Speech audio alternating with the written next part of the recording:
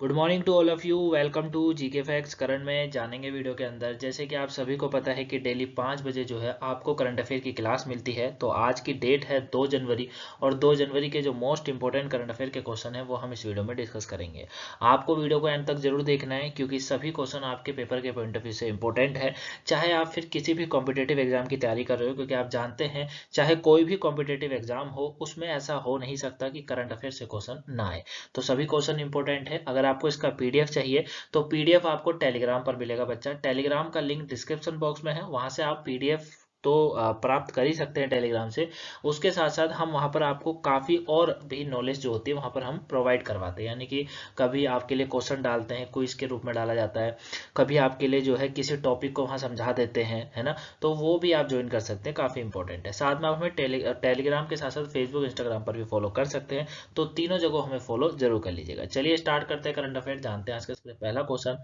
First question है कि Israel के प्रधानमंत्री के रूप में हाल ही में किसने शपथ ली है। तो अभी इजराइल के एक बार से चुनाव हुए, उसमें जो है एक बार फिर से बेंजामिन नेतन्याहू, कौन, बेंजामिन नेतन्याहू जो है वो एक बार फिर से इजराइल के प्रधानमंत्री के रूप में शपथ दिलाई गई है। यानी कि इजराइल ने एक बार फिर से अपना प्रधानमंत्री बेंजामिन को जो है चुन लिया है।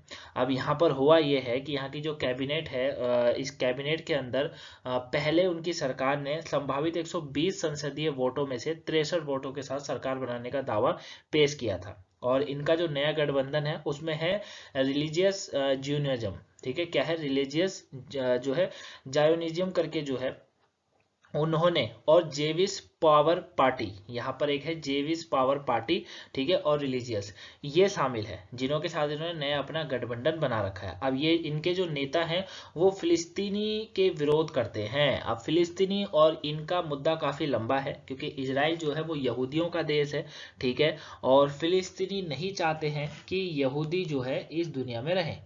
एक तरीके से ये कह सकते हैं हम, है ना, क्योंकि आपको पता होगा और यहूदी और मुस्लिम का 36 का आंकड़ा है, ठीक है। इसके ऊपर मैं आपको बता देता हूँ, इनकी एक एजेंसी है जिसका नाम है मोसाद। मोसाद के ऊपर इस फ्राइडे जो है आपको वीडियो पूरी डिटेल से मैं समझाऊंगा कि मोसाद किस तरीके की एजेंसी है। हालांकि मोसाद जो है वो एक इंटेलिजेंस एजेंसी है इनकी, ठीक है, लेकिन पूरे विश्व में नंबर 1 पर आती है। अमेरिका की सीआईए जो एजेंसी है, ठीक है, सीआईए एजेंसी, इनकी भी इंटेलिजेंस एजेंसी है ये।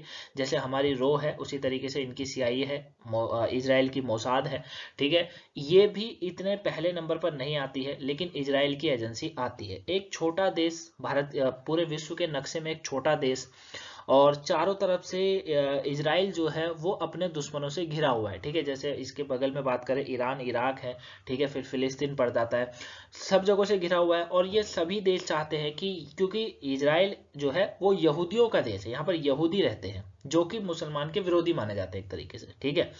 तो वो नहीं रहना चाहते हैं, मतलब वो फिलिस्तीन हो या इराक, ईरान हो, वो नहीं चाहते कि ये लोग रहें। तो इसके बावजूद भी, लेकिन इनकी एक एजेंसी, इनकी आर्मी भी इतना नहीं कहूंगा मैं, बाकी और भी नहीं, लेकिन इनकी एजेंसी है मोसाद, वो सबसे ज्यादा पावरफुल है, ठीक है। तो उसके ऊपर आपको फ्राइडे को मैं वीडियो देने वाला हूँ, याद रखिएगा, ठीक है। फ्राइडे शाम 7 बजे आपको पता ही है कि एक टॉपिक आपको मिलता है जिसमें हम पूरी डिटेल से बात करते हैं। तो उस डिटेल में मैं आपको ये जो है मोसाद के बारे में इस बार बताने वाला हूँ, ठीक है।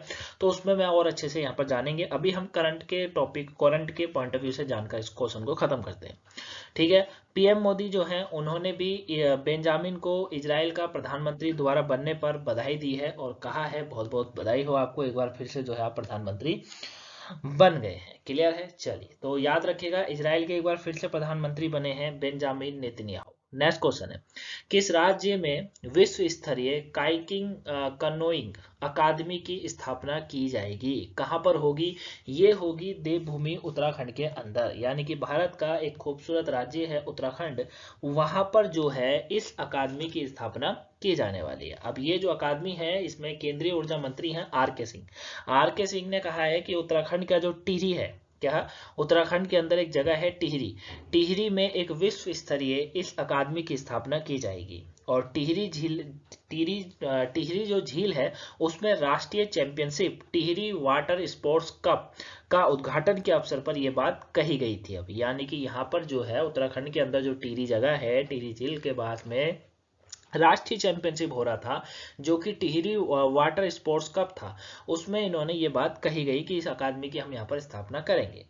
अब खेलों को बढ़ावा देने के लिए केंद्र सरकार की प्राथमिकता है ये, और इस अवसर पर राज्य के मुख्यमंत्री जो हैं पुष्कर सिंह धामी, उन्होंने भी कहा है कि टिहरी जो झील है उस पर पहली बार राष्ट्रीय स्तर के खेल प्रतियोगिता का आयोजन किया जा रहा है। यानी कि पहली बार यहाँ पर यह देखा गया है कि टिहरी झील पर पहली बार किसी राष्ट्रीय स्तर खेल का प्रतियोगिता का आयोजन किया गया है। तो याद रखिएगा कि काइकिंग कैनोइंग करके जो अकादमी है, ये इसकी स्थापना होगी उत्तराखंड के टिहरी में। क्लियर हो गया। चलिए नेक्स्ट क्वेश्चन की बात करते हैं।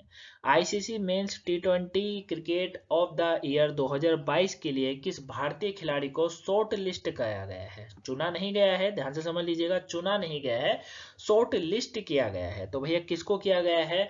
ये किया गया है सूर्य कुमार यादव को। याद रहेगा, ICC men's T20 cricket of the year 2022 के लिए भारत के स्टार बल्लेबाज, अभी उभरते हुए बने हैं बिल्कुल ही, है ना, सभी चीजों में इन्होंने काफी जबरदस्त प्रदर्शन अपना दिखाया है और काफी उभर कर आए हैं अपने टैलेंट के बदौलत। तो सूर्य कुमार यादव को जो है अभी नॉमिनेट किया गया है। इनके अलावा पाकिस्तान के मोहम्मद रिजवान, जिम्बाब्वे के सिकंदर रजा, इनको भी नॉमिनेट किया गया है। इंग्लैंड के सैम करन को भी इसमें नामित किया गया है। तो याद रखिएगा कि ICC men's T20 cricket of the year 2022 में भारत की तरफ से शॉर्ट लिस्ट किए जाने वाले खिलाड़ी हैं सूर्य कुमार यादव। बाकी पाकिस्तान के मोहम्मद रिजवान है, जिम्बाब्वे के सिकंदर हैं और इंग्लैंड के सैम करन है, जिनको नामित करा गया है। इसके लिए वोटिंग को जनवरी में जो है कराया जाएगा। ये पहले भी मैंने जो है इससे डिफरेंट क्वेश्चन था वो कराया था, उसमें बताया था जनवरी में अभी वोटिंग होगी इनकी। और ICC men's emerging cricket of the year 2022 में भारत के बाएं हाथ के तेज गेंदबाज हैं हर्षदीप सिंह, उनको भी नॉमिनेट किया गया है। ठीक है, तो ये आपको इस क्वेश्चन के बारे में याद रखना है। नेक्स्ट है, इंडियन एयरफोर्स ने किस मिसाइल के extend range air launch version का सफलतापूर्वक परीक्षण करा है? तो एक्सटेंडेड परीक्षण जो हुआ है वो हुआ है इंडियन एयरफोर्स ने SU-30 MKI एयरक्राफ्ट से ब्रह्मोस एयर लॉन्च मिसाइल का जो है ये परीक्षण सफलतापूर्वक फायर किया था अभी। ठीक है, इसका टेस्ट बंगाल की खाड़ी में जहाज के टारगेट पर सटीक हमला करते करते पूरा किया गया था। ठीक है, ब्रह्मोस जो है आपको पता होगा, ब्रह्मोस मिसाइल डीआरडीओ और रूस के एनपीओ अभियांत्रिक द्वारा विकसित एक सुपरसोनिक क्रूज मिसाइल है। ठीक है, और ब्रह्मोस का नाम ब्रह्मपुत्रा के रूस के मोस्कवा नदियों के नाम पर रखा गया है। क्लियर, तो ये आपको इस क्वेश्चन के बारे में याद रखना है। नेक्स्ट है कि संस्थान को G20 साइंस वर्किंग ग्रुप का सचिवालय नाम दिया गया है। किसको दिया गया है? भारतीय विज्ञान संस्थान को दिया गया है। यानी IISc को G20 समूह विज्ञान 20S20 के लिए सचिवालय के रूप में नियुक्त किया गया है। 2023 G20 की अध्यक्षता भारत कर रहा है, आपको पता होगा। और 2023 में S20 की जो थीम है वो है अभिनव और सतत विकास के लिए विघटनकारी विज्ञान, यानी कि distributive science for the innovative and sustainable development. हर साल जो है, साल भर भारत के विभिन्न हिस्सों में इससे जुड़े बैठकें आयोजन जो है की जाएंगी। ठीक है, तो इसमें कहीं ना कहीं अभिनव और सतत विकास के लिए विघटनकारी विज्ञान का जो है हिस्सा ये है। नेक्स्ट क्वेश्चन है, दक्ष किस संस्था द्वारा संचालित पेमेंट फ्रॉड रिपोर्टिंग मॉड्यूल है? किसके द्वारा है? भारतीय रिजर्व बैंक यानी कि आरबीआई के द्वारा। एक परिष्कृत परीक्षण पर्यवेक्षण प्रबंधन प्रणाली को दक्ष का नाम दिया गया है। आरबीआई ने कहा है कि भुगतान धोखाधड़ी और रिपोर्टिंग मॉड्यूल 1 जनवरी 2023 को जो है दक्ष में स्थानांतरित कर दिया जाएगा, यानी कि कल संडे वाले दिन हो चुका है। इस परिवर्तन का उद्देश्य जो है वो यही है कि रिपोर्टिंग में सुधार करना, दक्षता में वृद्धि करना और भुगतान धोखाधड़ी निगरानी प्रक्रिया में स्वचालित करना है। क्लियर है। चलिए नेक्स्ट क्वेश्चन को समझ लेते हैं। लैपटॉप की जो है बैटरी भी खत्म हो चुकी है। चलिए कोई नहीं, फटाफट इसको समझ लेते हैं। ऑनलाइन गेमिंग से संबंधित मामलों के लिए किस केंद्रीय मंत्रालय को नोडल मंत्रालय के रूप में मंजूरी दी गई है? तो ऑनलाइन गेमिंग में मौद्रिक चिंताओं से जुड़े मुद्दों को लिए इलेक्ट्रॉनिक्स और सूचना प्रौद्योगिकी जो मंत्रालय है उसको केंद्रीय मंत्रालय के रूप में नामित किया गया है। ई स्पोर्ट विनियमन को युवा कार्यक्रम और खेल मंत्रालय यानी कि वीडियो गेम जैसे पैसे शामिल नहीं है अधीन संचालित होगा, इसके अधीन संचालित होगा। और भारत में गेमिंग बाजार वर्तमान में 2.6 बिलियन अमेरिकी डॉलर का है। ठीक है, बहुत ज़्यादा है। 2027 तक बताया जा रहा है 8.6 बिलियन डॉलर तक का बढ़ने का अनुमान है। यानी कि ऑनलाइन के जरिए पैसा कमाना जो है वो इस समय 2.6 बिलियन अमेरिकी डॉलर का चल रहा है और 27 आने तक 8.6 बिलियन अमेरिकी डॉलर का हो जाएगा। तो ये थे गाइस आज के करंट अफेयर के क्वेश्चन। आई होप आप इसको समझे होंगे, सभी क्वेश्चन को आपको समझ आए होंगे। कोई डाउट लगा हो कमेंट बॉक्स में बताइएगा। वीडियो पसंद आई हो लाइक सब्सक्राइब शेयर जरूर करिएगा। सभी वीडियो को कंटिन्यू जरूर देखिएगा। आपको पेपर के पॉइंट ऑफ व्यू से सभी वीडियो इंपॉर्टेंट है। मिलेंगे नेक्स्ट वीडियो में, तब तक के लिए thank you for watching guys. Have a nice day. Thanks for